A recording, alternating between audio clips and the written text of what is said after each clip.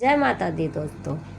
ऐसा कोई घर या कोई मंदिर नहीं जहां सनातनी धर्म में नवरात्रि के दौरान अपनी जेब के हिसाब और फाइनेंशियल सिचुएशन के अनुसार मां के दरबार को ना सजाया गया हो। स्वागत है आपका अपने चैनल दिव्य उपाय पर। मेरा यूट्यूब परिवार कैसा है? आप सब दिन दुगनी और रात चौगुनी करे और माता रानी की असीम कृपा आप पर बनी रहे।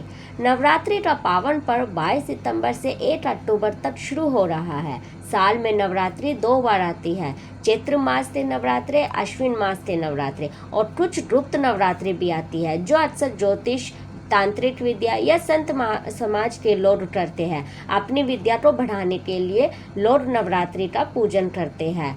आज मैं आपको शरद नवरात्रि या माँ शैलपुत्री की पूजा के बारे में बताऊंगी।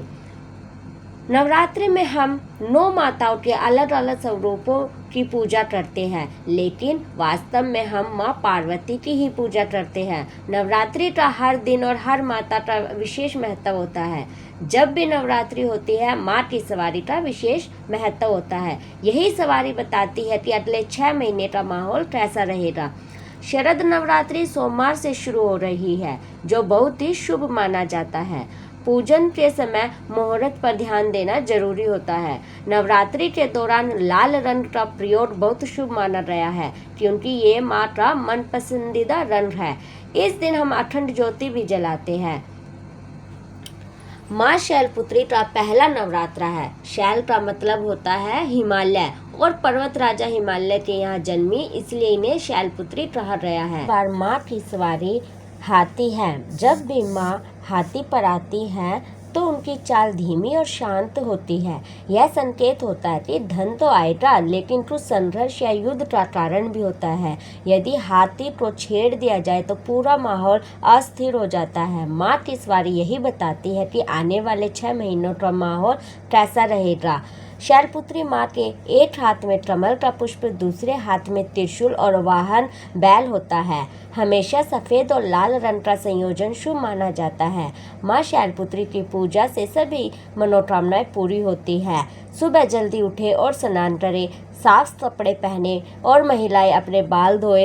एक चौकी या आसन को गंगा जल से साफ करें, लाल कपड़ा बिछाए, माँ की मूर्ति या तस्वीर स्थापित करें, अखंड ज्योति जलाए और कलश स्थापित करें।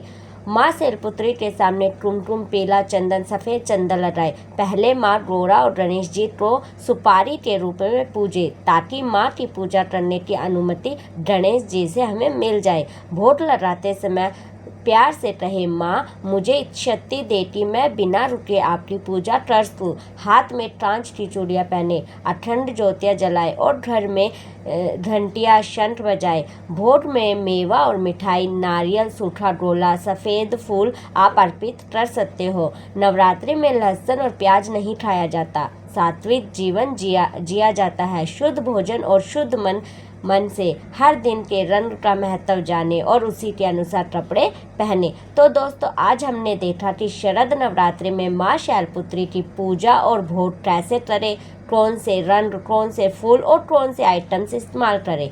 याद रखें, नवरात्रि में सात्विक जीवन और श्रद्धा सबसे जरूरी है। माँ की कृपा और आशीर्वाद से हमारी सभी मनोकामनाएं पूरी होती है। अगर आपको ये वीडियो पसंद आया हो तो लाइक जरूर करें, अपने दोस्तों और परिवार के साथ शेयर करें और हमारे चैनल दिव्य उपाय को सब्सक्राइब करें, ताकि आप हर नवरात्रि और पवित्र उपाय की अपडेट सीधे पा सकें। माँ रानी हमेशा आपकी और आपके परिवार की रक्षा करे, घर में अखंड ज्योति जलाए, मन में शांति और भक्ति रखे। दोस्तों, वीडियो पसंद आया हो तो लाइक और शेयर करना ना भूलें और कमेंट में बताइए कि आप इस नवरात्रि कौन सी माता की पूजा कर रहे हैं। जय माता दी।